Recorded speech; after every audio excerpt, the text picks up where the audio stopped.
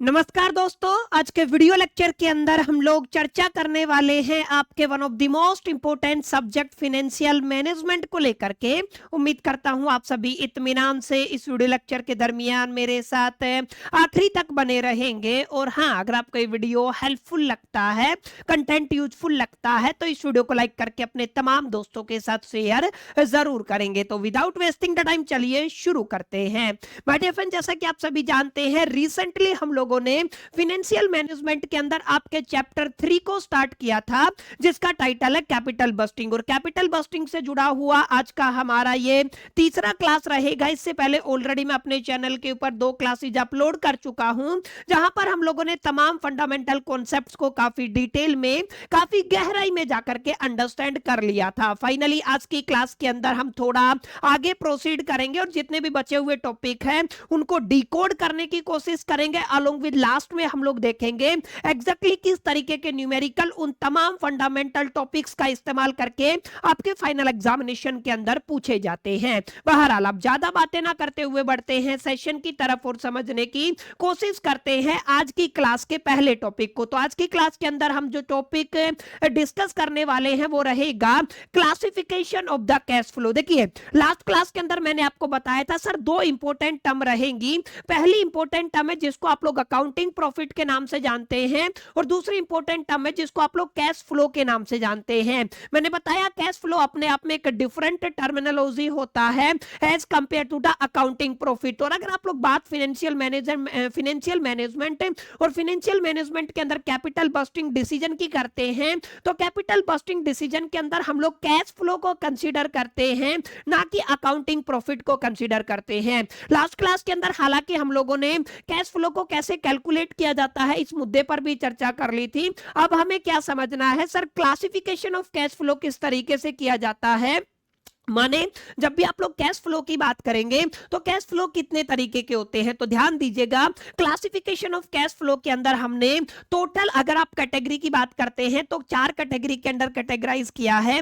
पहला आपका cash inflow रहेगा, दूसरा आपका कैश आउटफ्लो रहेगा, तीसरा आपका रेलिवेंट कैश फ्लो रहेगा, और चौथा आपका इररेलिवेंट कैश फ्लो रहेगा। याद रखिएगा, चारों की डेफिनेशन को क्लियर करना है। डेफिनेशन को अंडरस्टैंड करने के बाद इन पे बेस्ड न्यूमेरिकल पूछी जाती हैं, तो किस तरीके से आपको क्वेश्चन को अप्रोच करना है ये भी आपको सीखना है, ठीक है। अब सबसे पहले हम लोग बात करते हैं सर, अगर आप लोग पहली 2 कैटेगरी की बात करते हैं तो आपने कहा सर आपको क्या देखने को मिलता है, कैश का इनफ्लो देखने को मिलता है, और दूसरा क्या देखने को मिलता है सर, आपको कैश का आउटफ्लो देखने को मिलता है। अब नाम से ही आप सभी को आइडिया लग रहा है कैश इनफ्लो का क्या मतलब है। जिस भी इन्वेस्टमेंट प्रोजेक्ट के अंदर एक बार इन्वेस्टमेंट करने के बाद जो आपको कैश का इनफ्लो देखने को मिलता है, कैश का इनकमिंग देखने को मिलता है, जो एक्चुअल में आपको कैश रिसिप्ट होता है, उस कैश को आप लोग क्या बोलेंगे, कैश इनफ्लो बोलेंगे। इसी तरीके से कैश आउटफ्लो का क्या मतलब रहेगा सर, जो आपने कैश आउटफ्लो किया है, माने जो आपने पेमेंट किया है, चाहे आपने किसी भी एसेट को एक्वायर किया है या आप लोग कह दीजिए उसके मेंटेनेंस में पैसा डाला है, दोनों ही केसेस के अंदर आप लोग क्या कहेंगे, आपने पेमेंट किया। तो अगर आप लोग पेमेंट करते हैं तो ये आउटफ्लो ऑफ द कैश माना जाएगा। समझ में आया? तो एक टर्म क्या रहेगी जिसको आप लोग इनफ्लो ऑफ द कैश कहते हैं, दूसरी इंपॉर्टेंट टर्म क्या रहेगी जिसको आप लोग आउटफ्लो ऑफ द कैश कहेंगे। इसी तरीके से एक रेलिवेंट कैश फ्लो रहेगा, एक आपका इररेलिवेंट कैश फ्लो रहेगा। अब एग्जामिनेशन के अंदर एग्जैक्टली किस तरीके से लिखना है तो प्लीज थोड़ा सा ध्यान दीजिएगा। यहां पर आप सभी के सामने काफी डिटेल में मैंने डेफिनेशन को अच्छे से फ्रेम किया हुआ है, ध्यान दीजिएगा। सबसे पहले अगर आप लोग मीनिंग की बात करते हैं तो आप लोग क्या लिखेंगे सर, अगर आप लोग कैश इनफ्लो की बात करते हैं तो कैश इनफ्लो आप लोग कह सकते हो it is the actual receipt generated. ध्यान दीजिएगा, ये क्या है आपका, ये आपका एक्चुअल कैश रिसिप्ट है जो आपको बेसिकली रिसीव होता है। किसके बाद सर, अगर आपने कोई भी इन्वेस्टमेंट प्रोजेक्ट के अंदर इन्वेस्टमेंट डाला है ड्यूरिंग इट्स लाइफ, माने जो आपका प्रोजेक्ट है ना, उस प्रोजेक्ट की जो लाइफ है उसके ड्यूरिंग में जो भी आपको कैश रिसीव होता है ना, एक्चुअल में जो कैश रिसीव होता है वो आपका क्या कहलाता है, कैश इनफ्लो कहलाता है। समझ में आया? अब जैसे सर कुछ एग्जांपल दीजिए। एग्जांपल के लिए आप लोग कह सकते हो सर, अगर आपने सेल किया है, ठीक है, सेल से अगर आपको कोई रेवेन्यू हुआ, रेवेन्यू का मतलब कैश कैश आपके पास आया, कैश आपके पास आया तो मतलब ये क्या होगा, कैश का इनफ्लो होगा। इसी तरीके से ऑपरेटिंग कॉस्ट माने यहां पे आउटफ्लो होता है ऑपरेटिंग कॉस्ट के अंदर, लेकिन आपने क्या किया, ऑपरेटिंग कॉस्ट के अंदर सेविंग कर लिया, कुछ बचा लिया पैसा, तो ये भी क्या माना जाएगा सर, आपका कैश इनफ्लो माना जाएगा। तो आप लोग क्या कहेंगे, saving in the operating cost is also a example of the cash inflow. इसी तरीके से अगर आप लोग कहते हो, अगर आपने कोई भी एसेट बेचा हुआ है, ठीक है, आपने कोई भी एसेट बेचा तो उसकी जो साल्वेज वैल्यू होती है ना, किसी भी ओल्ड एसेट को जब आप सेल करते हो तो उसकी जो वैल्यू आपको रिसीव होती है उसको साल्वेज वैल्यू कहते हो। उस साल्वेज वैल्यू की वजह से भी कैश आपके पास आया, तो ये भी क्या होगा, आपका कैश का इनफ्लो होगा। अब याद रखिएगा, अगर आपका वर्किंग कैपिटल का रिकवरी होता है तो वो भी क्या रहेगा सर, कैश का इनफ्लो रहेगा। इसके अलावा अगर आपने टैक्स सेविंग किया है ड्यू टू डेप्रीसिएशन, ध्यान दीजिएगा, डेप्रीसिएशन की वजह से अगर आपने टैक्स का सेविंग किया है तो सर वो भी क्या कहलाएगा, कैश इनफ्लो कहलाएगा। कुल मिलाकर के जहां पर भी आपको कैश रिसीव होता है ना, वो क्या कहलाएगा, कैश इनफ्लो कहलाएगा। समझ में आया? अब यहां पे ध्यान दीजिएगा, इस कैश इनफ्लो की इंपॉर्टेंस क्या रहेगी सर, ध्यान दीजिएगा, क्योंकि आपको कैश मिल रहा है तो फर्म के पास जो कैश का पोजीशन है उसके अंदर आपको चेंज देखने को मिलेगा, यानी कि उसके अंदर इंक्रीज देखने को मिलेगा। तो कुल मिलाकर के आप लोग क्या कहेंगे, increase the firms cash position, माने जो फर्म की कैश पोजीशन है वो क्या होती है, इंक्रीज होती है। इसके अलावा ध्यान दीजिएगा, जो आपने इनिशियल इन्वेस्टमेंट किया है उसके अंदर ये आपका रिकवरी करने में आपकी कैश फ्लो क्या करता है, मदद करता है। इसके अलावा आप लोग ध्यान दीजिएगा, determine the profitability of A project, profitability of the project को अगर आपको डिटरमाइन करना है तो उस पर्टिकुलर सिचुएशन के अंदर भी कैश फ्लो आपकी मदद करता है। तो इंपॉर्टेंस जरूर याद रखिएगा, और एग्जांपल आपको याद रखने हैं कि ये आपके इनफ्लो के एग्जांपल हैं, ये आपके आउटफ्लो के एग्जांपल हैं। एग्जांपल मैंने लिखा हुआ है, एक मशीन ने 8 लाख रुपया एनुअल कैश रिसिप्ट जनरेट किया है फ्रॉम इंक्रीज्ड सेल। तो ध्यान दीजिएगा, क्योंकि आपने मशीन के ऊपर एक बार पैसा डाल दिया, ठीक है, अब ये ड्यूरिंग इट्स लाइफ टाइम ये क्या करेगा, ये बेसिकली आपको कैश देगा, यानी कि इसने क्या किया, एनुअल कैश रिसिप्ट जनरेट किया है 8 लाख का। तो किसका एग्जांपल है सर, कैश इनफ्लो का एग्जांपल है। कुल मिलाकर के जब भी आपको एक्चुअल कैश रिसिप्ट जनरेट होता है from A investment project during its life, it's called the cash inflow. ये क्या कहलाता है, आपका कैश इनफ्लो कहलाता है। अब इस मशीन के पास कैश इनफ्लो से पहले हमें इस मशीन को एक्वायर करना होगा और मेंटेन करना होगा। अब एक्वायर करने के लिए और मेंटेन करने के लिए हमें इस प्रोजेक्ट के अंदर इन्वेस्टमेंट डालना होगा, पैसा डालना होगा। और अगर आप लोग पैसा डालते हैं तो हमारे से पैसा जाएगा, हमने पेमेंट किया, जहां पे भी आप लोग पेमेंट करेंगे वो क्या कहलाएगा, कैश का आउटफ्लो कहलाएगा। कुल मिलाकर के आप लोग क्या कहेंगे sir, it is the actual cash payment जो आपने क्या किया है, आपने मेड किया है, किसके लिए सर, एक्वायर करने के लिए या ऑपरेट करने के लिए। ध्यान दीजिएगा, एक्वायर करने के लिए या तो ऑपरेट करने के लिए अपने इन्वेस्टमेंट प्रोजेक्ट को। समझ में आया? आपके पास कोई इन्वेस्टमेंट प्रोजेक्ट है, उसको आपको एक्वायर करना, कोई एसेट को आपको खरीदना, कोई मशीन को खरीदना, कोई लैंड एंड बिल्डिंग को खरीदना है, तो अगर आप उसको एक्वायर करने के लिए पेमेंट करते हैं या उसको ऑपरेट करने के लिए पेमेंट करते हैं तो वो आपका कैश आउटफ्लो की कैटेगरी के अंदर जाएगा। एग्जांपल की बात करते हो तो सर, अगर आपने मशीन को खरीदा, मशीन की जो कॉस्ट रहेगी वो क्या होगी, कैश आउटफ्लो होगी। इसके अलावा अगर आपने उसका इंस्टॉलेशन और ट्रांसपोर्टेशन एक्सपेंस की बात की तो आपके गोद से पैसा गया ना, तो वो क्या होगा, कैश आउटफ्लो होगा। अच्छा, उसके ऊपर वर्किंग कैपिटल इन्वेस्टमेंट भी क्या है, आपका कैश आउटफ्लो होता है। इसके अलावा मैंने बताया ऑपरेटिंग एंड मेंटेनेंस एक्सपेंस भी क्या होता है, आपका कैश आउटफ्लो होता है। इसके अलावा टैक्सेस की बात कर लीजिए, and other project related payment, आपने कोई टैक्स पे किया है या कोई अदर प्रोजेक्ट रिलेटेड पेमेंट किया है तो उस पर्टिकुलर सिचुएशन के अंदर वो आपका कैश आउटफ्लो होगा। जहां पर भी आपने पेमेंट किया वो आपका कैश आउटफ्लो, जहां पे भी आपको कैश मिला वो क्या होगा, कैश इनफ्लो होगा। ठीक है, अब जैसे इंपॉर्टेंस की बात करते हो तो सर ये आपका रिप्रेजेंट करता है टोटल इन्वेस्टमेंट रिक्वायर्ड, माने हमें एग्जैक्टली कितनी इन्वेस्टमेंट प्रोजेक्ट को एक्वायर करने के लिए रिक्वायर होने वाली है, और ये आपके प्रोजेक्ट की प्रॉफिटेबिलिटी एंड फिजिबिलिटी को भी अफेक्ट करता है। इसको भी आपको याद रखना है। और ये क्या करने वाला है, आपकी हेल्प करने वाला है इवैल्यूएट करने में, किसको, कॉस्ट को and the return of the project. समझ में है? आपके पास जो कॉस्ट है और आपके पास जो रिटर्न ऑफ द प्रोजेक्ट है उसको अंडरस्टैंड करने में, उसको इवैल्यूएट करने में आपका कैश आउटफ्लो आपकी काफी हद तक मदद करेगा। अब जैसे एग्जांपल की बात करते हो, किसी कंपनी ने 30 लाख रुपया स्पेंड किया है किसको परचेज करने के लिए, एक मशीन को परचेज करने के लिए और उसको इंस्टॉल करने के लिए। ठीक है, तो जो भी आपने पैसा एक्वायर करने के लिए पे किया या उसकी बेसिकली ऑपरेशन के लिए पे किया, ऑपरेट करने के लिए पे किया, तो वो क्या होता है, कैश आउटफ्लो होता है। तो कुल मिलाकर के आपको बुनियादी तौर पे समझना है इनफ्लो का क्या मतलब है, एक्सफ्लो का क्या आउटफ्लो का क्या मतलब है, डेफिनेशन क्या है, इंपॉर्टेंस क्या है और इसके एग्जांपल क्या है। ठीक है, अब ये पॉइंट अगर आपने क्लियर कर लिए ना, तो न्यूमेरिकल को जब हम बनाएंगे, अलग अलग न्यूमेरिकल को जब हम अप्रोच करेंगे, तो आपके दिलो दिमाग और जहन के अंदर एक पिक्चर बनेगा कि यस ये वाला कॉन्सेप्ट है और इसी के बिहा पे हम लोग इस न्यूमेरिकल के अंदर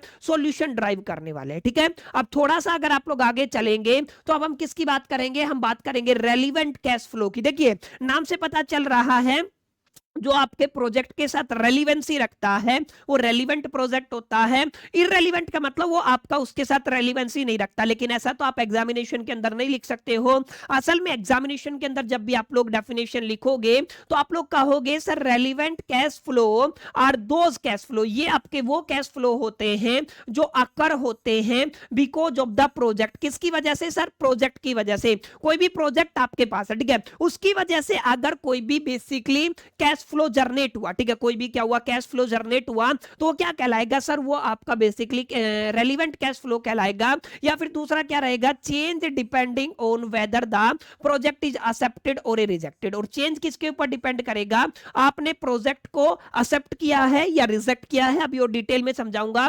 these are also known as incremental cash flow, याद रखिएगा इसका दूसरा नाम क्या है, इंक्रीमेंटल कैश फ्लो के नाम से भी जाना जाता है। And also consider while evaluating investment proposal, जब भी आप लोग इन्वेस्टमेंट प्रपोजल की बात करेंगे, अलग अलग टेक्निक्स यानी कि कैपिटल बस्टिंग टेक्निक जब आप लोग लगाएंगे, चाहे आप लोग नेट प्रेजेंट वैल्यू की बात कर लीजिए, चाहे आप लोग आईआरआर जिसको आप लोग इंटरनल रेट ऑफ रिटर्न की बात करते हो, चाहे आप लोग यहाँ पे प्रॉफिटेबिलिटी इंडेक्स की बात कर लीजिए, चाहे आप लोग यहाँ पर और भी हमारे पास मल्टीपल मतलब कैपिटल बस्टिंग टेक्निक्स हैं, अगर आप उनको उनके थ्रू इवैल्यूएट करोगे ना अपने प्रपोजल को, तो वहां पे आपके पास इंक्रीमेंटल कैश फ्लो जरूर पूछा जाएगा। तो प्लीज आपको इसको भी ध्यान रखना है। सर कुछ कैरेक्टरिस्टिक बता दीजिए कैश से जो आपका रेलिवेंट कैश फ्लो है उसको कैसे पहचाना जाए, आइडेंटिफाई कैसे किया जाए। तो ध्यान दीजिएगा, जैसे अगर आप लोग बात करेंगे फ्यूचर जो कैश फ्लो होता है ना, वो क्या होता है सर, आपका रेलिवेंट कैश फ्लो होता है। अच्छा ये इंक्रीमेंटल होता है नेचर के अंदर, माने इंक्रीज होता चला जाएगा, ये डायरेक्टली रिलेटेड होता है आपके प्रोजेक्ट के साथ, अगर प्रोजेक्ट से जुड़ा हुआ कोई भी आपको बेसिकली फ्लो देखने को मिलता है, और ये कहीं ना कहीं आपके इन्वेस्टमेंट डिसीजन को भी क्या करता है, अफेक्ट करता है। एग्जांपल मैं आपको दिखाता हूं, अगर आपने इनिशियल इन्वेस्टमेंट किया है, देखिए इनिशियल इन्वेस्टमेंट आपके प्रोजेक्ट से जुड़ा हुआ है, जो भी प्रोजेक्ट से जुड़ा हुआ रहेगा वो क्या कहलाएगा सर, वो रेलिवेंट कैश फ्लो कहलाएगा। ठीक है, अब प्रोजेक्ट से जुड़ा हुआ जो आपने पेमेंट किया है तो वो इररेलेवेंट हो जाएगा। ठीक है, जो जुड़ा हुआ है वो रेलिवेंट, जो जुड़ा हुआ नहीं है वो क्या होगा, इररेलेवेंट। तो इनिशियल इन्वेस्टमेंट किया तो आपका क्या हो गया, इररेलेवेंट हो गया। इसके अलावा अगर आपने एडिशनल सेल्स रेवेन्यू किया है तो ये भी आपके प्रोजेक्ट से जुड़ा हुआ है, तो ये भी आपका रेलिवेंट हो जाएगा। अच्छा अगर आपका ऑपरेटिंग कॉस्ट सेविंग है, देखिए आपका ऑपरेटिंग जो कॉस्ट है उसके अंदर आपने सेविंग किया तो ये भी क्या होगा, रेलिवेंट कॉस्ट होगा। अगर आपने वर्किंग कैपिटल के अंदर कुछ एडिशन किया है तो ये भी आपका रेलिवेंट कैश फ्लो रहेगा। अगर आपके पास कोई साल्वेज वैल्यू है, आपने एसेट्स को बेचा है, ओल्ड एसेट को बेचा है, तो वो भी क्या होगा, आपका रेलिवेंट कैश फ्लो रहेगा।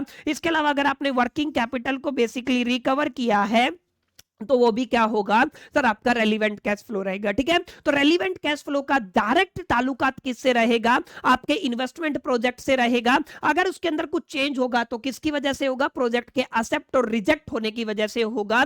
ये इंक्रीमेंटल इन नेचर रहेगा, फ्यूचर का कैश फ्लो दिखाएगा, डायरेक्टली प्रोजेक्ट से जुड़ा हुआ है और ये आपके इन्वेस्टमेंट डिसीजन को इंपैक्ट, अफेक्ट और प्रभावित करने वाला है। ठीक है, तो इसको भी आपको याद रखना है। अब ध्यान दीजिएगा, इंपोर्टेंस की बात करते हो तो मैंने बताया हमारे पास अलग अलग कैपिटल बस्टिंग टेक्निक्स होती है, जैसे net present value, internal rate of return, पे बैक पीरियड, इसके अलावा प्रॉफिटेबिलिटी इंडेक्स, और भी बतेरी टेक्निक होती है, 5-6 टेक्निक होती हैं। इनके अंदर हम लोग इसका इस्तेमाल करने वाले हैं, तो काफी इंपॉर्टेंट रहेगा आपका रेलिवेंट कैश फ्लो, जिसको आप लोग इंक्रीमेंटल कैश फ्लो के नाम से भी जानते हैं। इसके अलावा ये आपका प्रोवाइड करता है true financial impact of the project, समझ में आया, यानी कि आपका ट्रू फाइनेंशियल इंपैक्ट क्या रहा है प्रोजेक्ट का, उसको भी रिप्रेजेंट करने में आपका रेलिवेंट कैश फ्लो क्या करता है, मदद करता है। ठीक है, अब कुछ कुछ इररेलेवेंट भी हो जाते हैं, जैसे अगर आप लोग बात करेंगे irrelevant cash flow are the cash flow that do not affect the investment decision. ये कुछ ऐसे कैश फ्लो है जो आपके इन्वेस्टमेंट डिसीजन को तो अफेक्ट नहीं करते हैं,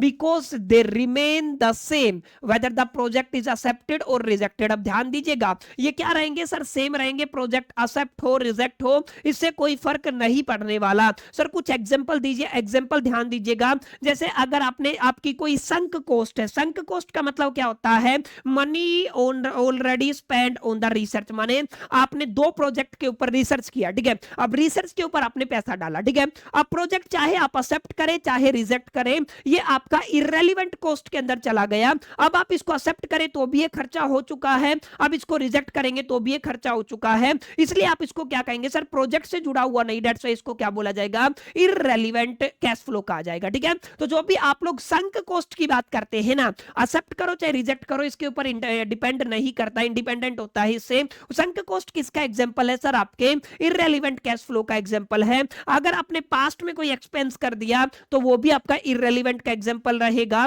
अगर आप लोग एलोकेट करते हो ओवरहेड्स को दैट रिमेन अनचेंज, ध्यान दीजिएगा, कुछ ऐसे ओवरहेड जो चेंज नहीं हुए हैं उनको आपने एलोकेट किया तो वो भी किसका एग्जांपल है, रेलेवेंट कैश फ्लो का एग्जांपल है। अगर आप लोग बात करते हो book value of the existing assets unless it's affect the cash, ठीक है, तो ये भी किसका एग्जांपल है सर, आपके इररेलेवेंट कैश फ्लो का एग्जांपल है। ठीक है, जिसका भी डायरेक्ट ताल्लुकात आपका किससे नहीं रहता है, डिसीजन मेकिंग को जो इंपैक्ट नहीं करता है, अलोंग विद जो बेसिकली प्रोजेक्ट के एक्सेप्ट और जो रिजेक्शन से इंडिपेंडेंट होता है, वो क्या कहलाता है, इररेलेवेंट कैश फ्लो कहलाता है। अगर कैरेक्टरिस्टिक की बात करते हो तो ना तो ये इंक्रीमेंटल होता है और ये या तो ऑलरेडी हो चुका होगा, ऑलरेडी इनअक्योर्ड होगा, या तो अनअवॉइडेबल होगा। ठीक है, या तो आप लोग इसको अवॉइड नहीं कर सकते हो, भविष्य में होगा तो, या फिर दूसरा क्या हो सकता है सर, ये ऑलरेडी हो चुका है। ठीक है, तो इस तरीके के जो कैश फ्लो है वो आपके इररेलेवेंट कैश फ्लो कहलाते हैं। Do not change due to the project, और ये प्रोजेक्ट की वजह से चेंज नहीं होते हैं, ना ही प्रोजेक्ट के एक्सेप्ट और रिजेक्ट की वजह से चेंज होते हैं। इसके अलावा do not affect the investment decision as they are remain the same whether the project is accepted और रिजेक्टेड। मैंने बताया ना, प्रोजेक्ट को आप लोग एक्सेप्ट करें रिजेक्ट करें इसी से घंटा फर्क नहीं पड़ता, ये आपके हो चुके हैं, इनका खर्चा आपको पे करना पड़ेगा। तो इस तरीके की जो कैश फ्लो है वो क्या कहलाएगी, इररेलेवेंट कैश फ्लो कहलाएगी। अब यहां पे ध्यान दीजिएगा, इंपोर्टेंस के अंदर क्या होता है, should not consider while evaluating the investment proposal. तो ये कुछ ऐसी कॉस्ट रहेंगी जी, जब भी आप लोग अलग अलग टेक्निक लगाएंगे तो आप लोग इररेलेवेंट कैश फ्लो को हटा देंगे, उनको बेसिकली यहाँ पे कंसीडर नहीं करने वाले हैं। Ignore irrelevant cash flow lead to more accurate and investment decision. ध्यान दीजिएगा, आप लोग क्या करते हो, इग्नोर करते हो इररेलेवेंट कैश फ्लो लीड्स को, किसके लिए, मोर एक्यूरेट इन्वेस्टमेंट डिसीजन के लिए। एग्जांपल जैसे कि मैंने आपको बताया, एक कंपनी ने 2 लाख रुपया क्या किया है, लास्ट ईयर मार्केट रिसर्च के ऊपर खर्च किया है। ठीक है, since the amount has already been spend and can not be recovered, ठीक है, it is an irrelevant cash flow. ठीक है, जिसको आप लोग क्या बोलोगे, संक कॉस्ट बोलोगे। ठीक है, तो ये आपको बस बेसिक याद रखना है, अभी न्यूमेरिकल जब मैं आपको कराऊंगा तो आपको एक क्लैरिटी होगा। ठीक है, थ्योरेटिकल पार्ट ऑलमोस्ट 90% आपका कंप्लीट हो चुका है। अब इसके अलावा आपको कुछ थ्योरी नहीं पढ़ना है और ये आपके कुछ कॉन्सेप्ट है जिनको आपको बिल्ड करना है। Classification of the cash flow के अंदर मैंने बताया, सबसे पहले आप लोग क्या पढ़ेंगे, कैश का इनफ्लो पढ़ेंगे, सेकंड नंबर पे आप लोग कैश का आउटफ्लो पढ़ेंगे, थर्ड पे आप लोग रेलेवेंट कैश फ्लो पढ़ेंगे, फोर्थ पे आप लोग क्या पढ़ेंगे, इररेलेवेंट कैश फ्लो पढ़ेंगे। सबकी अपनी डेफिनेशन होती है, एग्जांपल होते हैं, इंपॉर्टेंस होते हैं, इस मुद्दे पर हमने चर्चा कर लिया। अब हम बात करेंगे एक काफी अहम मुद्दे पर, that is the difference between the relevant cash flow and the irrelevant cash flow. ध्यान दीजिएगा, रेलेवेंट कैश फ्लो की अगर आप लोग इफेक्ट ऑन डिसीजन की बात करते हैं तो हमने पढ़ा अभी रेलेवेंट कैश फ्लो इंपैक्ट करता है, अफेक्ट करता है आपके इन्वेस्टमेंट डिसीजन को, तो आप लोग क्या कहेंगे, ये आपका अफेक्ट करेगा। लेकिन इररेलेवेंट कैश इनफ्लो है वो आपका क्या करेगा, do not affect the investment decision. ये हमने पढ़ा हुआ है, तो एक बुनियादी फर्क हो गया। दूसरा, आप लोग नेचर के ऊपर क्लासिफिकेशन कर सकते हैं। सर रेलेवेंट जो आपका बेसिकली कैश फ्लो है ना, वो फ्यूचर ओरिएंटेड होता है और इंक्रीमेंटल होता है। इररेलेवेंट के अंदर हमने बताया ये कैसा होता है, पास्ट ओरिएंटेड होता है और कैसा होता है, नॉन नॉन इंक्रीमेंटल होता है, इस पर भी प्लीज आपको फोकस करना, ठीक है। अब इसी तरीके से considered in the capital budgeting, तो मैंने बताया रेलिवेंट कैश फ्लो को हम लोग कंसीडर करते हैं कैपिटल बस्टिंग के अंदर, लेकिन इररेलेवेंट कैश फ्लो को आप लोग कैपिटल बस्टिंग के अंदर बेसिकली कंसीडर नहीं करते हैं। एग्जांपल की बात करते हैं तो मैंने बताया जैसे आपने इनिशियल इन्वेस्टमेंट किया है या ऑपरेटिंग कैश फ्लो किया है या साल्वेज वैल्यू है, ये तमाम किसके एग्जांपल हैं? ये सर आपके रेलिवेंट कैश फ्लो के एग्जांपल हैं। इसी तरीके से जैसे आपका संक कॉस्ट हो गया, इसी तरीके से आपका हिस्टोरिकल कॉस्ट हो गया, उसके बाद आपका अनचेंज्ड ओवरहेड हो गया, ये तमाम किसके एग्जांपल हैं? These all are the example of the irrelevant cash flow, ठीक है। तो इनको आपको याद रखना है, अच्छे से पढ़ लेना है। रेलिवेंट इररेलेवेंट कैश इनफ्लो का क्या मतलब होता है, कैश आउटफ्लो का क्या मतलब होता है, ठीक है। अब ये अगर आपने एक बार अंडरस्टैंड कर लिया तो अब सबसे जरूरी आर्टिकल आ गया है आपकी न्यूमेरिकल, जहां से पूछी जाएगी, तो प्लीज यहां पे थोड़ा सा आपको फोकस करना है। हम क्या पढ़ेंगे सर, इसको आप लोग शॉर्ट एब्रिविएशन में आईसीओ के नाम से जानते हो। एग्जामिनर आपसे बोलेगा आपको इनिशियल कैश आउटफ्लो को कैलकुलेट करना। देखिए क्या करना है, इनिशियल कैश आउटफ्लो को क्या करना है, कैलकुलेट करना है। इनिशियली कितना कैश आउट हुआ, इनिशियली आपने कितना कैश बेसिकली पे किया, वो क्या कहलाएगा, इनिशियल कैश आउटफ्लो कहलाएगा। आपने प्रोजेक्ट को एक्वायर किया, पैसा पे किया, परचेज किया तो पैसा पे किया, इंस्टॉल किया तो पैसा पे किया, ट्रांसपोर्ट किया तो पैसा पे किया, तो ये आपके इनिशियल कॉस्ट के अंदर आएंगे। समझ में आया? यानी कि आप लोग क्या कहेंगे, initial cost outflow is the total cash investment made at beginning, जिसको आप लोग ईयर जीरो कहते हैं। बिगनिंग के अंदर जो भी आपने टोटल कैश इन्वेस्ट किया है ना एक प्रोजेक्ट को स्टार्ट करने के लिए, सर वो क्या कहलाएगा, वो इनिशियल कैश आउटफ्लो कहलाएगा, ठीक है। समझ में आए? अब यहाँ पे ध्यान दीजिएगा, इसका एक बहुत बेसिक फॉर्मूला बता रहा हूं। सर आपको क्या करना है, आपके पास जो प्रोजेक्ट है उसकी कॉस्ट क्या है, जो एसेट है उसकी कॉस्ट प्लस में आपने अगर उसके ऊपर इंस्टॉलेशन एक्सपेंस किया है तो इंस्टॉलेशन एक्सपेंस प्लस कर देंगे। अगर उसके ऊपर कुछ बेसिकली वर्किंग कैपिटल के अंदर इंक्रीमेंट हुआ है तो उसको भी क्या करोगे आप लोग, प्लस करोगे, क्योंकि वर्किंग कैपिटल में इंक्रीज हुआ तो आपको पे करना पड़ेगा, इंस्टॉलेशन कॉस्ट आपको पे करना पड़ेगा, cost of the new asset आपको पे करना पड़ेगा। तो ये सारा आउटफ्लो का मामला हो गया। लेकिन अगर आपने sales process of the old asset किया है, ठीक है, आपने क्या किया है, आपने सेल प्रोसीड किया है ओल्ड एसेट के लिए, तो यहां पे टैक्स का जो इफेक्ट रहेगा ना वो क्या रहेगा, प्लस और माइनस रहेगा। सर कब प्लस रहेगा कब माइनस रहेगा अभी मैं आपको समझाता हूं, लेकिन आपको याद रखना है अगर आपको निकालना है इनिशियल कैश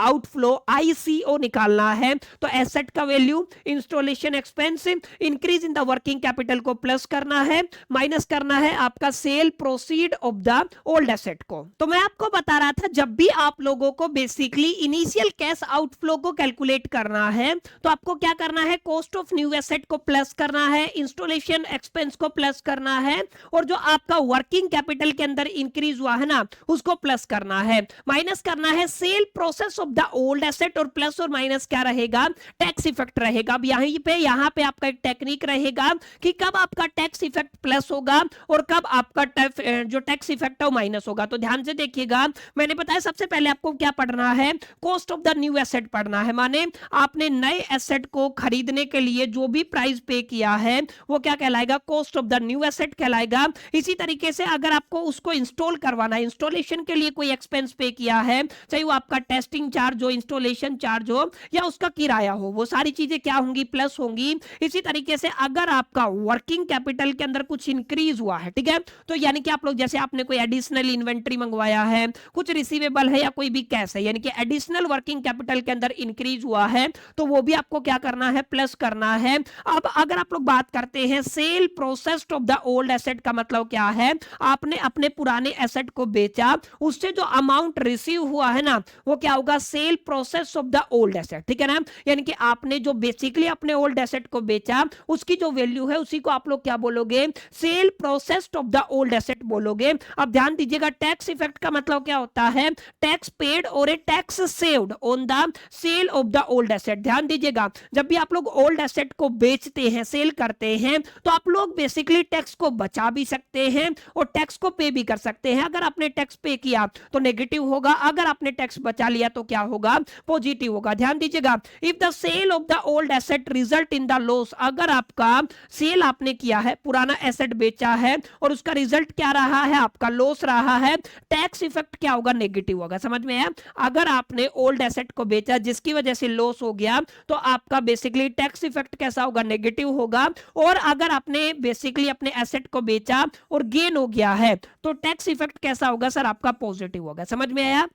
तो ये ध्यान रखना है, अगर आपने एसेट को बेचा, एसेट को बेचने के बाद नेट रिजल्ट के ऊपर लॉस हुआ है, ठीक है, तो आपका जो टैक्स है वो क्या होगा, माइनस होगा। और अगर आपको फायदा हुआ है, गेन हुआ है, प्रॉफिट हुआ है तो क्या होगा, प्लस होगा। क्योंकि प्रॉफिट के ऊपर आप लोग टैक्स पे करोगे तो आपको क्या करना पड़ेगा, पॉजिटिव करना पड़ेगा। और अगर आपको लॉस हुआ तो आप बेसिकली टैक्स पे नहीं करोगे, टैक्स सेविंग हुआ तो आप क्या करोगे, माइनस कर दोगे। ठीक है, कुल मिलाकर के आप लोग ये याद रखिएगा, इनिशियल कैश आउटफ्लो पूछा जाए तो आपका एसेट जो परचेज किया है उसका वैल्यू, इंस्टॉलेशन कॉस्ट हो जाएगा, वर्किंग कैपिटल के अंदर जो इंक्रीमेंट हुआ है सबको प्लस करना है, आपके ओल्ड एसेट का जो वैल्यू स्क्रैप वैल्यू है उसको माइनस करना है। अब इसके ऊपर डिपेंड करेगा आपका टैक्स प्लस होगा कि माइनस होगा। ठीक है, अब इसको याद रखिएगा। अब एक और इंपॉर्टेंट टर्म जो आपको न्यूमेरिकल के अंदर पूछी जाएगी वो रहेगी सब्सिक्वेंट कैश इनफ्लो। क्या पूछा जाएगा, सब्सिक्वेंट कैश इनफ्लो, जिसको आप लोग एनुअल ऑपरेटिंग कैश इनफ्लो के नाम से भी जानते हैं। तो प्लीज ध्यान दीजिएगा, अगर क्वेश्चन के अंदर पूछा गया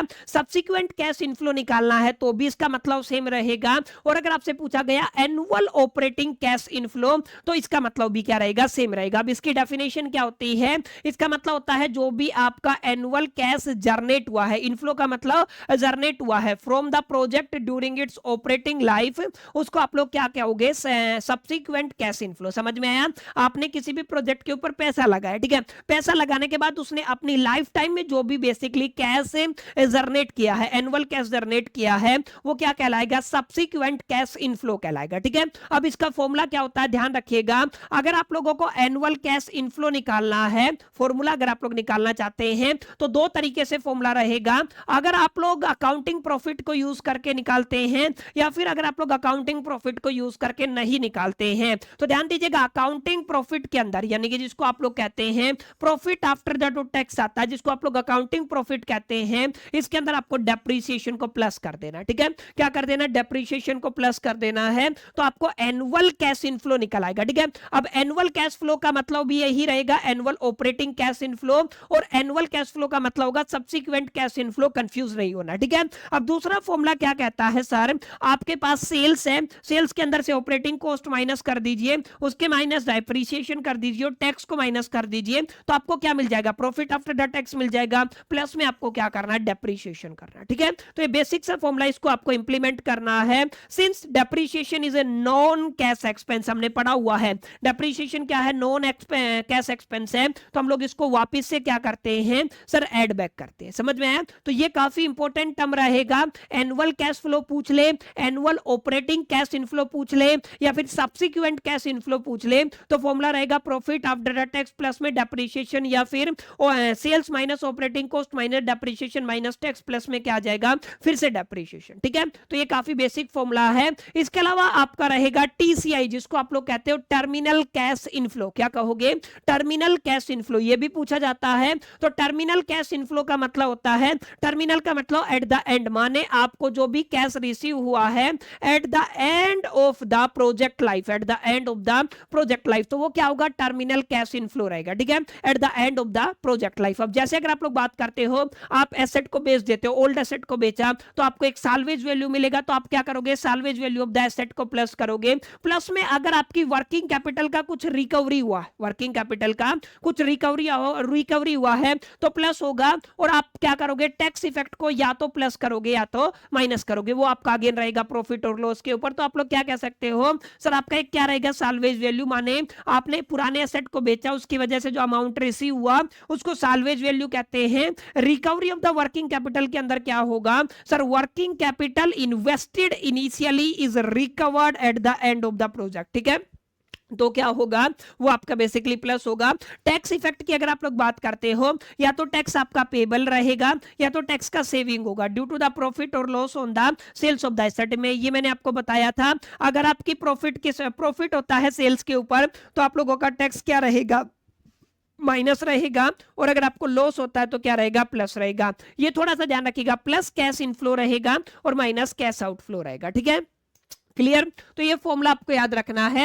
ये कुछ बेसिक फॉर्मूले हैं जिनको अगर आप लोग पढ़ते हैं, अपने दिलो दिमाग और जहन के अंदर बैठाते हैं, तो 101% कोई डाउट आपका नहीं रहेगा। याद आपको करना पड़ेगा, कॉन्सेप्ट की क्लैरिटी आपको करना पड़ेगा, तभी आपको समझ में आएगा एग्जैक्टली किस तरीके की अप्रोच आप लोग प्रैक्टिकल न्यूमेरिकल के ऊपर ले सकते हैं। उम्मीद करता हूं, आई होप कि आपको यहां तक का जो सेशन है वो पसंद आया होगा, वीडियो आपको अच्छा लगा होगा। देखिए, वीडियो अगर आपको अच्छा लगा है, सेशन पसंद आया है, तो इस वीडियो को लाइक जरूर कर दीजिएगा। अगर अभी तक नहीं किया है, अपने तमाम दोस्तों के साथ शेयर करना मत भूलिएगा, और साथ साथ हमारे दोनों channel that is the BCom corner and the Com expert दोनों को सब्सक्राइब करके बेल आइकन को जरूर प्रेस कर लीजिएगा, क्योंकि दोनों जो चैनल है आपकी ग्रेजुएशन जर्नी में आपकी काफी हद तक मदद करने वाले हैं। बीकॉम कॉर्नर के ऊपर आपको फाइनेंशियल मैनेजमेंट से जुड़ी हुई तमाम क्लासेस देखने को मिलेंगी। इसके अलावा अगर आप लोग बिजनेस मैथमेटिक्स या बिजनेस स्टैटिस्टिक्स पढ़ना चाहते हैं, तो आपको जो हमारा दूसरा चैनल है कॉम एक्सपर्ट, उसके ऊपर रेगुलर क्लासेस देखने को मिल रही होंगी। तो मेक श्योर करके दोनों चैनल को सब्सक्राइब करके बेल आइकन को जरूर प्रेस कर लीजिएगा,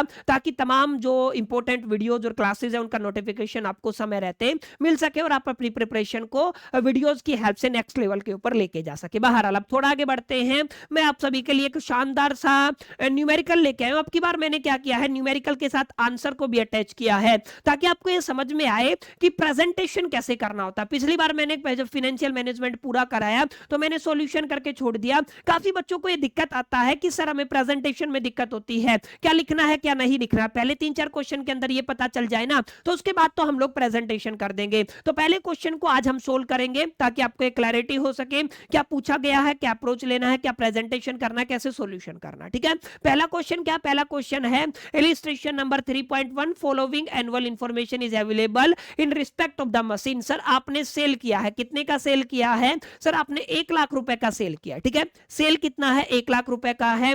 मैन्युफैक्चरिंग कॉस्ट गिवन है, अब इसके अंदर डेप्रीशिएशन इंक्लूड किया हुआ है। अब डेप्रीशिएशन को हटा दे तो मैन्युफैक्चरिंग कॉस्ट कितना आएगा, 60,000 में से 10,000 जाएगा तो कितना बच जाएगा, 50,000, ठीक है। तो एक्सक्लूडिंग डेप्रीशिएशन हम लोग लेके चलते हैं। आगे क्या दिया हुआ है, जर्नल एक्सपेंसेस है 20,000 रुपए का। आगे क्या दिया हुआ है, increase in debtor and the inventories तो 17,000 है। Increase in the current liability तो क्या है, 15,000 है। इसके अलावा income tax liability associated with machine कितना है, 8,000 है। आपको निकालना है रेलिवेंट एनुअल कैश इनफ्लो। देखिए सबसे पहले तो कैश इनफ्लो निकालना है। कैश इनफ्लो का मतलब आपका क्या रहेगा, अभी अभी मैंने आपको बताया था। Cash inflow, annual cash inflow का मतलब क्या है, एनुअल ऑपरेटिंग कैश इनफ्लो। इसका क्या मतलब है, सब्सिक्वेंट कैश इनफ्लो। इसका क्या मतलब है, profit after the tax plus में क्या रहेगा, डेप्रीशिएशन, ठीक है। ये फॉर्मूला लगेगा, आप थोड़ा ध्यान दीजिएगा आप पर। लेकिन उसके साथ आपको क्या करना है, रेलिवेंट शब्द लगा दिया। रेलिवेंट मतलब वो तमाम चीजें जिनका ताल्लुकात प्रोजेक्ट से रहा है,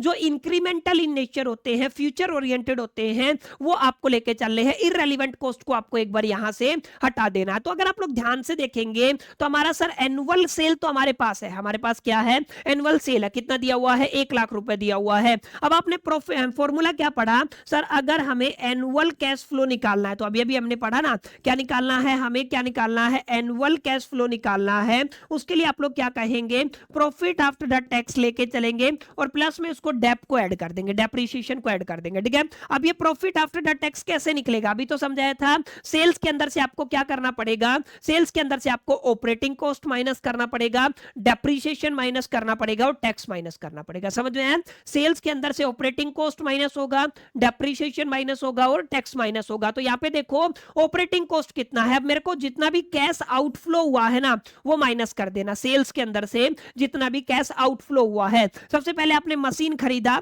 डेप्रीशिएशन को हटा करके तो कितना आ गया, 50,000 आ गया। समझ में आया। उसके बाद जर्नल एक्सपेंस, एक्सपेंस का मतलब भी तो आउटफ्लो रहेगा, कितना दिया हुआ है, 20,000 दिया हुआ है। अब increase in the working capital, sir जब भी आपको कहे ना डेटर एंड जो इन्वेंट्रीज है उनके अंदर इंक्रीज हुआ है, डेटर और इन्वेंट्रीज का मतलब क्या है, वर्किंग कैपिटल के अंदर इंक्रीज हुआ है। अगर आप आपका वर्किंग कैपिटल के अंदर इंक्रीज हुआ है तो इसको आप लोग यहाँ पे लिख दोगे, कितना दिया हुआ है 17,000। इनकम टैक्स कितना पे किया है सर आपने, बेसिकली कितना हो गया 8,000। तो इन सबको अगर आप लोग टोटल करोगे तो ये नेट आपका जो टोटल आउटफ्लो है ना वो निकल के आएगा, कितना आ गया 95,000। यानी कि आपका एनुअल सेल्स कितना है 1 लाख रुपया, और जो ये आपका दैट इज जिसको आप लोग क्या कहते हैं, जिसको आपने यहाँ पे क्या कहा, sales minus operating cost minus में डेप्रिसिएशन और माइनस में टैक्स, ये अगर आप लोग सारा मामला देखेंगे तो इसी को आप लोग क्या कहते हो सर, इसी को आप लोग यहाँ पर किस नाम से जान रहे हो, यहाँ पे अगर आप लोग ध्यान से देखेंगे तो टोटल कैश आउटफ्लो क्या रहेगा सर, आपका टोटल कैश आउटफ्लो कितना आ गया 95,000। तो क्या करोगे आप लोग यहाँ पर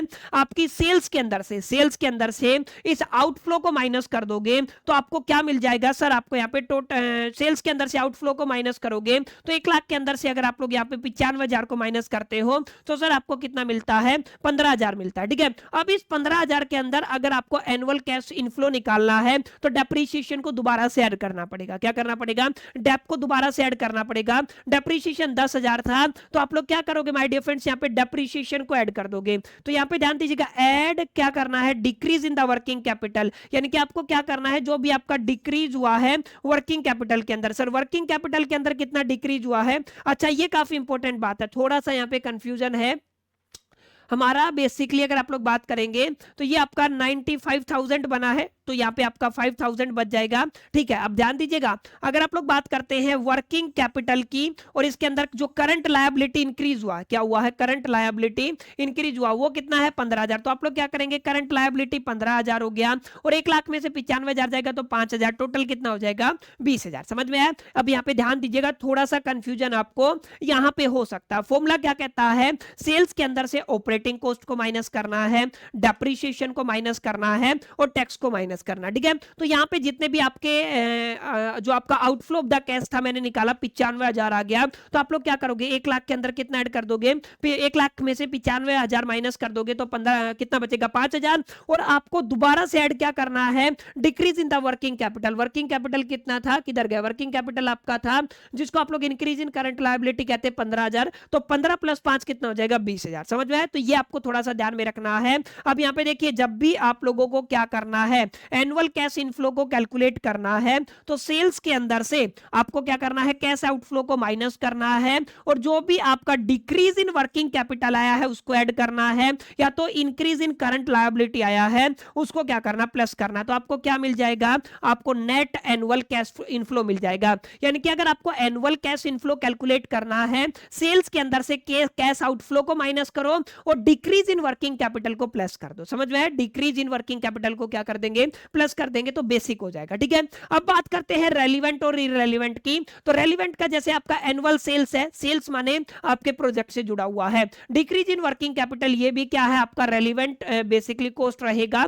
लेकिन अगर आप लोग आपका रेलिवेंट कैश इनफ्लो हो गया जिसको आपको ऐड करना होता है, और रेलिवेंट कैश आउटफ्लो जैसे आपका कैश आपने मशीन खरीदा, जर्नल एक्सपेंस हो गया, वर्किंग कैपिटल के अंदर इंक्रीज हो गया है और इनकम टैक्स लायबिलिटी, ये क्या हो जाएंगे, आपके रेलिवेंट कैश आउटफ्लो हो जाएंगे जिनको डिडक्ट करना होता है। ठीक है, तो रेलिवेंट कैश इनफ्लो को प्लस करना होता है, रेलिवेंट कैश आउटफ्लो को माइनस करना होता है। ठीक है, तो ये आपका थोड़ा सा डिफिकल्ट क्वेश्चन मैंने लिया था ताकि आपको इनिशियली थोड़ा सोचना पड़े। फॉर्मूला क्या है, सेल्स माइनस में कैश आउटफ्लो प्लस में decrease in the working capital. Simple formula, इसको इंप्लीमेंट कर दीजिए, आपको नेट एनुअल कैश इनफ्लो मिल जाएगा। ठीक है, अब जैसे एक और क्वेश्चन करते हैं ताकि आपको थोड़ा सा क्लैरिटी हो सके। इस क्वेश्चन से आपको सारी चीजें समझ में आ जाएंगी। आपको दिया हुआ है, आपका एक मशीन है जिसका कॉस्ट है 5,25,000, साल्वेज वैल्यू कितना दिया हुआ है 30,000, इंस्टॉलेशन कॉस्ट दिया हुआ है 5,000, एक्सपेक्टेड एनुअल सेल्स यूनिट के अंदर कितना है 10,000 है, और सर यूनिट कितनी दी हुई है, सेल्स प्राइस पर यूनिट कितना है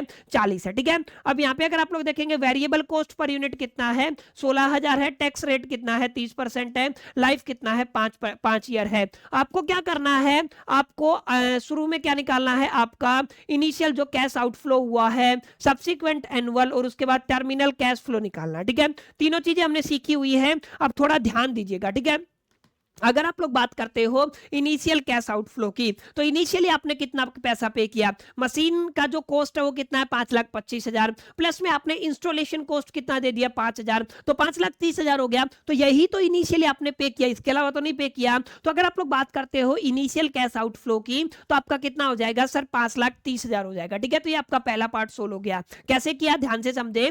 अगर आपको इनिशियल कैश आउटफ्लो निकालना है तो आपकी मशीन का कॉस्ट कितना है 5,25,000, इसके अलावा आपने और कौन सा इनिशियली पैसा दिया, इंस्टॉलेशन कॉस्ट दिया, कितना हो गया 5,000, 5,25,000 प्लस में 5 कितना हो जाएगा 5,30,000। तो आपका आंसर कितना आ जाएगा सर आपका 5,30,000। ठीक है, अब आपको क्या करना है, सब्सिक्वेंट एनुअल कैश इनफ्लो निकालना है। अब इसको कैसे करना है ध्यान से समझिएगा। सेल्स आपको कितने का गिवन है, हमने पढ़ा हुआ है 4 लाख का गिवन है। सेल कितना गिवन है 4 लाख का गिवन नहीं है। अगर आप लोग ध्यान से देखेंगे तो सेल के बारे में क्या लिखा हुआ है, यहां पे लिखा हुआ है annual sales, expected annual sales कितना है यूनिट्स के अंदर। सर ये आप लोग मान ले यूनिट कितना दिया हुआ है, यूनिट हमारे पास 10,000 गिवन है। अब आपको समझना क्या है सर, अगर आप लोग सेल की बात करते हो तो एक यूनिट का सेलिंग प्राइस कितना है 40 रुपए है। तो आप लोग क्या करेंगे, इसको मल्टीप्लाई कर देंगे तो यहाँ पे कितना हो जाएगा, देखिए आपका 40 और इसके बाद आप लोग 4 जीरो लगा देंगे इसके आगे। ठीक है ना, तो कितना हो गया आपका गिल्ली जी का 2.5 सैकड़ा हजार 10,000 लाख, यानी कि आपका कितना हो गया 4 लाख।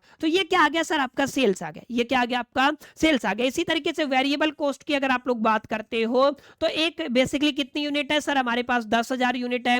मल्टीप्लाई करना, एक यूनिट का कॉस्ट कितना है 16,000 है। तो आप लोग क्या करेंगे 16 को मल्टीप्लाई कर देंगे कितने से सर आपका 10,000 से। ठीक है, तो कितना आ जाएगा सर आपका 1,60,000। नोट कर लीजिएगा कितना आ गया आपका 1,60,000। तो सबसे पहले अगर आपको सब्सिक्वेंट कैश इनफ्लो निकालना है तो सेल्स चाहिए। तो सेल्स कितना हो गया सर आपका 4 लाख हो गया है। अब आपको देखना वेरिएबल कॉस्ट हमने निकाल लिया, कितना आ गया 1,60,000, क्योंकि सेल्स के अंदर से हमें माइनस क्या करना होता है, फॉर्मूला अगर आपको याद हो तो ऑपरेटिंग कॉस्ट, कॉस्ट को निकाल देना है। अब वेरिएबल कॉस्ट और fixed cost, operating cost minus हो जाएगा, डेप्रिसिएशन और टैक्स को माइनस करना है। अब हमें क्या लेना है सर, डेप्रिसिएशन लेना है। अब डेप्रिसिएशन कैसे कैलकुलेट करते बताइए सर, हमारा मशीन का कॉस्ट कितना था सर, हमारा 5,25,000 था। तो आप लोग क्या कहेंगे सर 5,25,000, ठीक है ना, माइनस में हमारे पास अगर सालवेज वैल्यू है कितना है सर आपका 30,000 है, तो ये क्या हो गया आपका 30,000 हो जाएगा। एक्सपेक्टेड लाइफ टाइम कितना है सर 5 साल है। अगर आप इसको डिवाइड करोगे तो आपको जो आंसर मिलेगा सर वो क्या होगा, डेप होगा, डेप्रिसिएशन होगा। ठीक है, तो यहाँ पे देखिए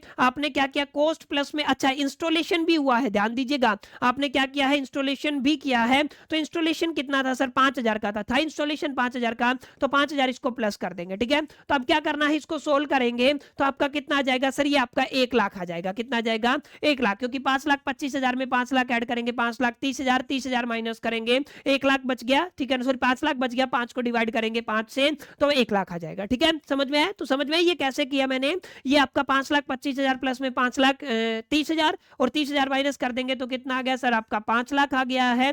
अब आपको क्या करना है, 5 लाख को 5 से डिवाइड करना है तो अमाउंट कितना आ जाएगा सर आपका 1 लाख आ जाएगा। समझ में आया, तो ऐसे आपको कैलकुलेट करना है। तो फॉर्मूला क्या कहता है, सबसे पहले आपको क्या निकालना है, सेल्स निकालना है, माइनस में आप लोग क्या कहेंगे ऑपरेटिंग कॉस्ट कर देंगे, माइनस में आप लोग डेप कर देंगे और प्लस माइनस में आप लोग क्या कर देंगे टैक्स कर देंगे और फिर वापस अगेन आप लोग क्या कर देंगे प्लस में आप लोग डेप कर देंगे। समझ में आया, तो ये आपको याद रखना। ठीक है, चलिए अब यहाँ पे ये क्लियर हो गया, आपने सेल्स निकाल लिया, वेरिएबल कॉस्ट माइनस किया, डेप्रिसिएशन माइनस किया, तो आपको मिल गया प्रॉफिट बिफोर द टैक्स। अभी टैक्स माइनस नहीं किया है ना, तो टोटल कितना हो जाएगा बताइए फटाफट से। 4 लाख में से आपको कितना माइनस करना है 1 लाख, 3 लाख, 3 लाख में से 1,60,000 माइनस करेंगे, 3 में से 1 गया 2 और 2 आपका कितना बचेगा 1,40,000। कितना बच गया 1,40,000। अब अगर आप लोग टैक्स दिया हुआ 30%, इसका 30% निकालेंगे तो 42,000 माइनस करेंगे तो नेट कितना अमाउंट आ जाएगा, ध्यान दीजिएगा 98,000। This is called the profit after the tax. इसको आप लोग क्या कहते हो, प्रॉफिट आफ्टर द टैक्स कहते हो। और इसके अंदर से अगेन अगर आप लोग डेप्रिसिएशन वापस प्लस कर देते हो 1 लाख रुपया तो 1,98,000 आ जाएगा, जिसको आप लोग एनुअल कैश इनफ्लो कहते हैं। ठीक है, तो एनुअल कैश इनफ्लो कैसे निकाला जाता है, फॉर्मूला सिंपल है सर, सेल्स चाहिए, सेल्स के अंदर से ऑपरेटिंग कॉस्ट माइनस करना है सर, डेप्रिसिएशन माइनस करना है और फिर आपको क्या करना है, टैक्स माइनस करना है। और आपने जो इनिशियली जो डेप लिया था, ध्यान से समझिएगा, इनिशियली जो आपने क्या लिया था, डेप लिया था, वो क्या हो जाएगा, दोबारा से प्लस हो जाएगा। यही फॉर्मूला मैंने आपको इनिशियली पढ़ाया था, इसी के बिहाफ पे न्यूमेरिकल सोल्व होगा। तो अभी हमने क्या सीखा, इनिशियल कैश आउटफ्लो कैसे निकालते हैं, सब्सिक्वेंट एनुअल कैश इनफ्लो कैसे निकालते हैं, ठीक है। अब टर्मिनल कैश इनफ्लो का क्या मतलब होता है, जो हमें आखिरी ईयर में जो पैसा मिला, आखिरी ईयर में तो मेरे को खाली एक ही वैल्यू दिख रहा है, that is a salvage value. Salvage value कितना है, स्क्रैप वैल्यू कितना है, 30,000 है। तो आप लोग क्या कहेंगे, सर अगर आप लोग टर्मिनल कैश इनफ्लो की बात करते हैं, स्क्रैप वैल्यू की बात करते हैं, तो कितना है आपका, 30,000 है, ठीक है। तो आखिरी साल जो आपको पैसा मिलेगा वो कितना मिलेगा, 30,000 मिलेगा, ठीक है। तो यहां पे आपको याद रखना है, तीन चीजें आपने निकालनी सीखी, इनिशियल कैश आउटफ्लो कैसे निकालते हैं, ओके। इसके अलावा सब्सिक्वेंट एनुअल जो आपका बेसिकली कैश इनफ्लो कैसे निकालते हैं, और टर्मिनल कैश इनफ्लो कैसे निकालते हैं, ठीक है। ये जो क्वेश्चन है शुरू में मैंने जो कराया, ये एक्सेप्शनल क्वेश्चन है, थोड़ा सा लीक से हट करके सॉल्यूशन इसका है, इसलिए मैंने इनिशियली इसको करवा दिया, ठीक है। बाकी इस क्वेश्चन में जो भी फॉर्मूले मैंने कराए वो आपको सारे क्लियर हो गए होंगे, और आपको समझ में आ गया होगा कैसे इस तरीके के क्वेश्चन को आप लोग सोल्व कर सकते हैं, और इजीली एक सही अप्रोच का इस्तेमाल करके आप लोग आंसर तक पहुंच सकते हैं। और ये वाला क्वेश्चन काफी बार, मल्टीपल टाइम, जैसे यहाँ पे तो 11 का लिखा हुआ है, लेकिन बतेरी बार आपके यूनिवर्सिटी एग्जामिनेशन के अंदर पूछा गया, ठीक है। तो इस तरीके के क्वेश्चन माय डियर फ्रेंड्स अक्सर आपके एग्जामिनेशन के अंदर पूछे जाते हैं, जो काफी अहम, इंपॉर्टेंट और जरूरी हो जाते हैं। उम्मीद करता हूं आज की क्लास आपको पसंद आई होगी, आज का सेशन आपको अच्छा लगा होगा, और अभी तक जो भी चीजें मैंने आपको समझाई वो आपको क्लियर रही होंगी। फिर भी कोई डाउट रहता है तो कमेंट सेक्शन हमेशा आपके लिए खुला रहता है, आप कमेंट सेक्शन के अंदर अपनी क्वेरी डाल सकते हैं। डेफिनेटली एक और क्लास में इस चैप्टर से जुड़ी हुई लेके आऊंगा, तो वहां पर अगर आपका कोई डाउट रहता है तो वहां पर हम लोग उसको डिस्कस कर लेंगे। इस वीडियो के अंदर इतना ही, मिलते हैं नेक्स्ट वीडियो के अंदर, जब तक के लिए मैं तो all the best, till the keep learning.